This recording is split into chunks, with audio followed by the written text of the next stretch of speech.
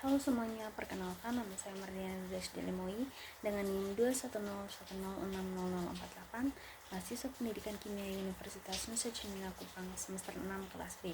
Pada kesempatan kali ini saya akan menjelaskan terkait tahapan respirasi dari katabolisme karbohidrat. Nah, ada berapa tahapan respirasi dalam katabolisme karbohidrat? Yang pertama ada glikolisis, yang kedua ada dekarboksilasi oksidatif, dan yang ketiga ada siklus Krebs, dan yang keempat ada sistem transfer elektron, dan yang kelima ada fermentasi asam laktat, dan yang keenam ada fermentasi alkohol. Nah, dalam tahapan respirasi pada katabolisme karbohidrat ini terdiri atas dua bagian, yaitu ada respirasi aerob dan juga respirasi anaerob. Nah, yang termasuk dalam respirasi aerob yaitu glikolisis, dekarboksilasi oksidatif, siklus Krebs, dan juga sistem transfer elektron. Sedangkan dalam respirasi anaerob yaitu fermentasi asam laktat dan juga fermentasi alkohol. Nah, kita masuk pada glikolisis, di mana glikolisis ini merupakan bagian dari respirasi aerob. Nah, respirasi aerob adalah proses penguraian senyawa organik menggunakan oksigen bebas. Respirasi ini berlangsung di dalam organel sel yang disebut mitokondria. Nah, glikolisis merupakan tahap pertama respirasi aerob yang terjadi di dalam sitoplasma atau sitosol. Pada tahap ini, molekul glukosa akan diuraikan menjadi senyawa yang lebih sederhana. Nah, hasil penguraian molekul glukosa pada glikolisis berupa 2 molekul ATP, 2 molekul asam pirufat, dan 2 molekul NADH. Nah, kita lihat bersama pada gambar struktur dari tahapan respirasi glikolisis, di mana pada tahapan ini dapat kita lihat bersama bahwa urutan proses yang terjadi pada bagan yang sudah digambarkan tersebut, yaitu yang pertama, glukosa diubah menjadi glukosa 6-fosfat disertai pemecahan ATP menjadi ADP. Nah, ATP harus dipecah menjadi ADP karena dibutuhkan sumber energi. Yang kedua, glukosa 6-fosfat diubah menjadi fruktosa 6-fosfat.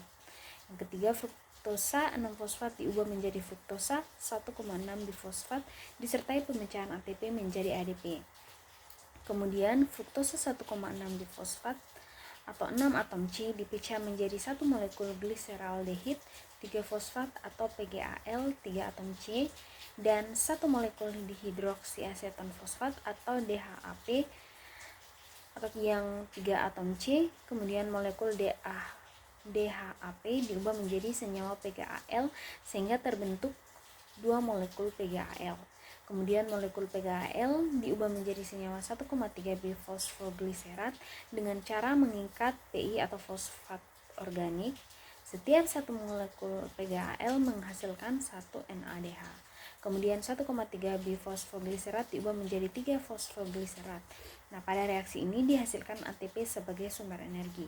3 fosfogliserat diubah menjadi 2 fosfogliserat, kemudian 2 fosfogliserat diubah menjadi senyawa fosfoenol pirufat atau disingkat dengan PEP, kemudian fosfoenol pirufat diubah menjadi asam pirufat disertai pembentukan ATP.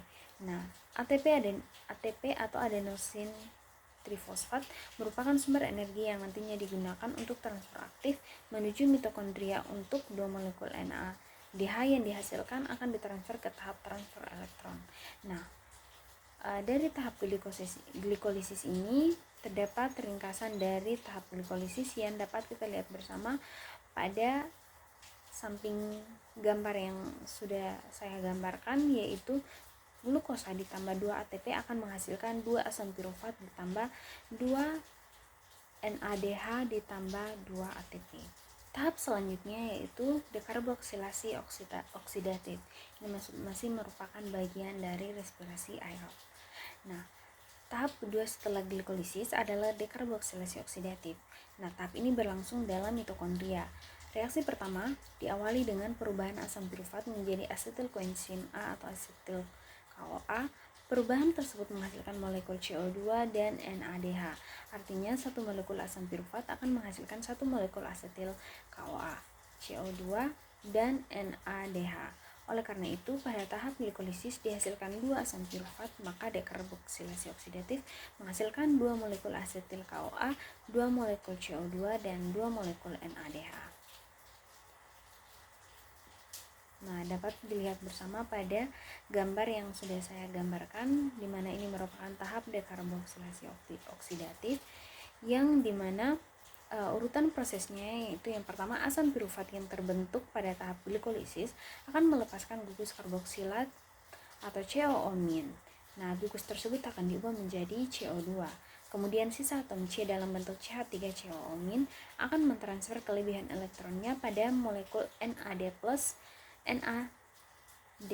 menjadi NADH. Nah, untuk CH3COO- akan diubah menjadi asam asetat. Kemudian asam asetat akan diberikan dengan koenzim A membentuk asetil koenzim A atau asetil KOA.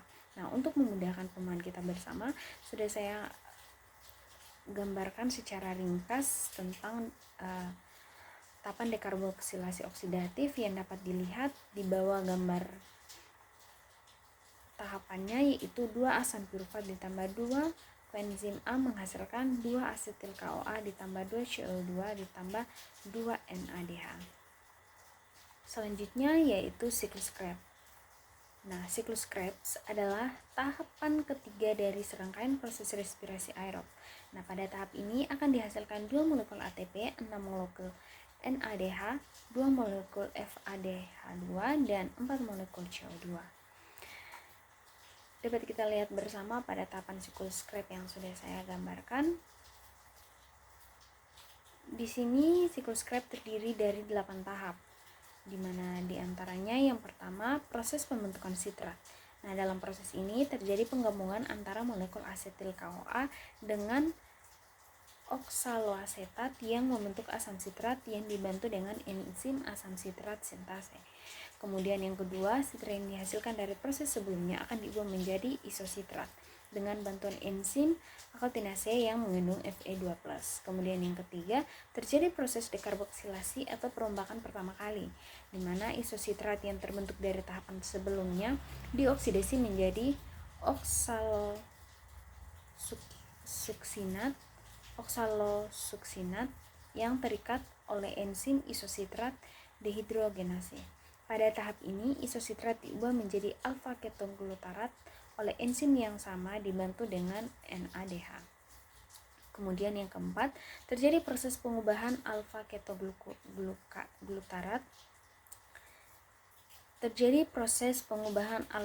ketoglutarat menjadi suksinil KOA oleh enzim alfa ketoglutarat kompleks dan proses oksidasi. Reaksi ini juga disertai dengan pelepasan CO2 dan pembentukan NADH. Kemudian yang kelima, suksinil KOA diubah menjadi suksinat. Tidak hanya dibantu dengan enzim, tahap pengubahan ini dibantu juga dengan Mg2+ dan GDP yang bersama fosfat membentuk GTP. Nah, GTP inilah yang diubah menjadi ATP sehingga menjadi energi yang dibutuhkan jaringan. Nah, pada tahap ini, suksinat akan dioksidasi menjadi fumarat dengan bantuan enzim suksinat dehidrogenase, disertai juga dengan pembentukan FADH2. Nah, selanjutnya, pada tahap ketujuh adalah proses hidrasi, di mana proses ini terjadi penambahan atom hidrogen pada ikatan karbon sehingga menghasilkan produk berupa malat. Nah, tahap yang ke-8 yaitu malat dioksidasi untuk menghasilkan oksaloasetat dengan bantuan enzim malat dehidrogenase.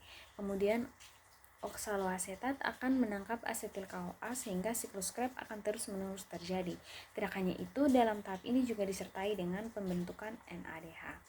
Nah, jika disederhanakan, siklus Krebs bisa dituliskan seperti yang sudah saya gambarkan pada gambar di sampingnya itu, yaitu 2 asetil KOA ditambah 2 asam oksaloasetat menghasilkan 6 NADH ditambah 2 FADH2 ditambah 2 ATP ditambah 4 CO2. Yang keempat yaitu sistem transfer elektron. Nah, sistem transfer elektron ini merupakan tahap akhir pada respirasi aerob yang disertai pembentukan ATP paling banyak. Nah, transfer elektron berlangsung di dalam krista, yaitu membran dalam mitokondria. Reaksi yang berlangsung di dalam transfer elektron adalah reaksi reduksi dan oksidasi antara senyawa NADH dan FADH2. Kedua senyawa tersebut dihasilkan dari tahapan sebelumnya.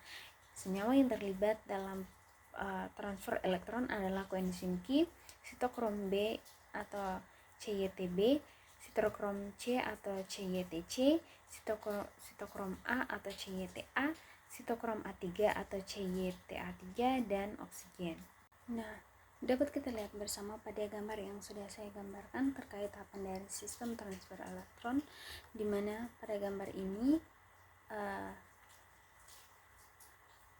tahapan pertama dari gambar yang sudah saya gambarkan yaitu NADH mampu menghasilkan elektron berenergi tinggi melalui proses oksidasi. Lalu elektron tersebut ditransfer ke koenzim Q oleh karena tingginya energi elektron. Nah, ADP dan fosfat anorganik bersatu membentuk ATP. Kemudian koenzim Q akan dioksidasi oleh sitokrom B. Akibatnya koenzim Q akan melepaskan elektron dan 2 ion H+. Kemudian dari sitokrom B akan dioksidasi oleh sitokrom C sehingga dihasilkan energi cukup tinggi. Akibatnya ADP dan fosfat anorganik akan bersatu membentuk ATP. Selanjutnya sitokrom C akan mereduksi sitokrom A. Kemudian sitokrom A akan mengoksidasi sitokrom A3. Nah, reaksi ini juga memicu bersatunya ADP dan fosfat anorganik membentuk ATP. Nah, sitokrom A3 dioksidasi oleh sebuah atom oksigen.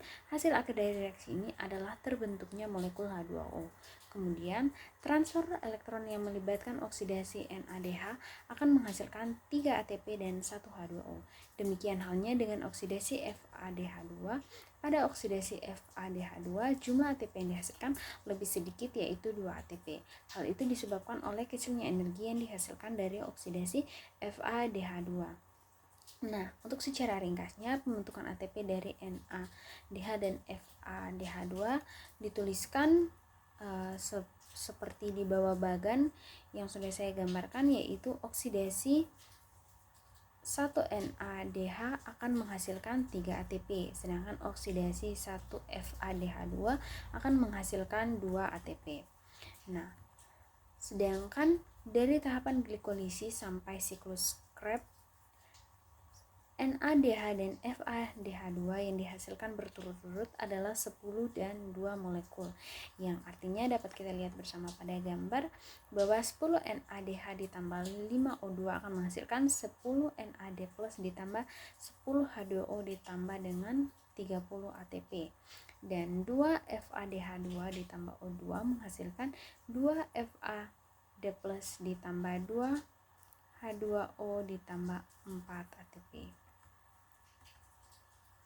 Nah, dengan demikian, tahap transfer elektron menghasilkan 34 ATP dan 12 H2O. Jika seluruh ATP dijumlahkan mulai dari glikolisis sampai dengan transfer elektron akan menghasilkan, jika dilihat dari glikolisis menghasilkan 2 ATP, pada dekarboksilasi oksidatif tidak menghasilkan ATP, pada siklus Krebs menghasilkan 2 ATP, dan pada transfer elektron menghasilkan 34 ATP, sehingga totalnya dari glikolisis sampai dengan transfer elektron itu sebesar 36 ATP. Selanjutnya masuk pada fermentasi asam laktat. Nah, dapat dilihat pada gambar yang sudah saya gambarkan. Di situ fermentasi ini masuk dalam tahapan respirasi anaerob, di mana fermentasi asam laktat ini melibatkan beberapa tahapan yang penting, yaitu yang pertama ada glikolisis. Nah, tahap pertama fermentasi asam laktat adalah glikolisis. Nah, dalam glikolisis, glukosa atau gula dipecah menjadi 2 molekul privat melalui serangkaian reaksi kimia di dalam sel. Proses ini menghasilkan sedikit ATP dan NADH sebagai pembawa elektron yang akan digunakan lebih lanjut. Yang kedua, konversi pirufat.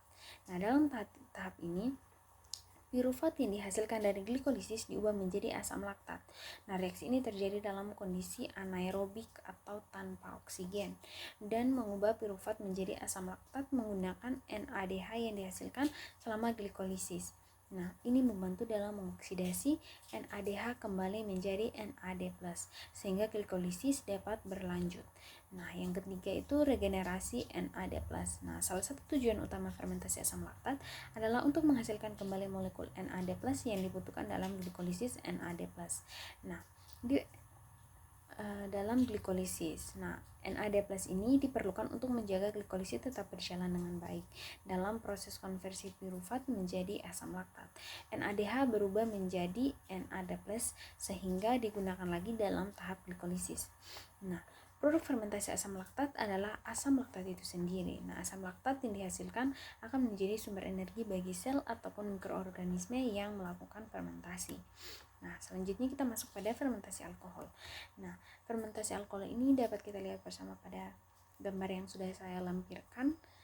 Di sini fermentasi alkohol ini juga dikenal sebagai fermentasi etanol, di mana ini merupakan proses biokimia di mana mikroorganisme seperti ragi mengubah gula menjadi alkohol dan karbon dioksida.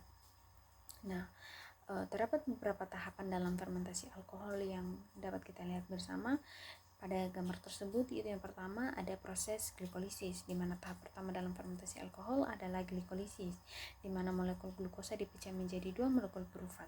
Nah, proses ini juga menghasilkan sedikit ATP dan NADH sebagai pembawa elektron.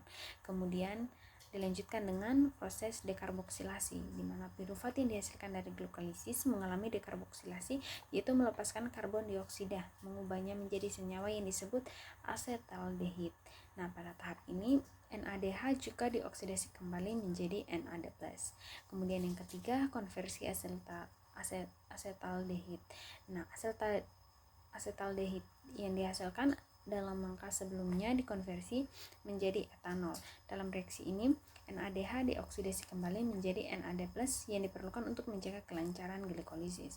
Kemudian tahap yang selanjutnya yaitu pelepasan karbon dioksida, di mana karbon dioksida atau yang kita kenal dengan CO2 dilepaskan sebagai produk sampingan selama proses konversi asetaldehid menjadi etanol. Inilah yang sering terlihat dalam proses fermentasi sebagai gelembung-gelembung gas.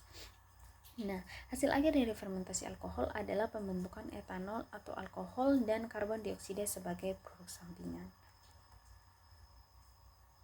Nah, demikian dari hasil penjelasan saya mengenai tahapan respirasi pada katabolisme karbohidrat. Apabila selama dalam penjelasan saya terdapat salah kata dan salah ucap, saya mohon maaf. Sekian dan terima kasih.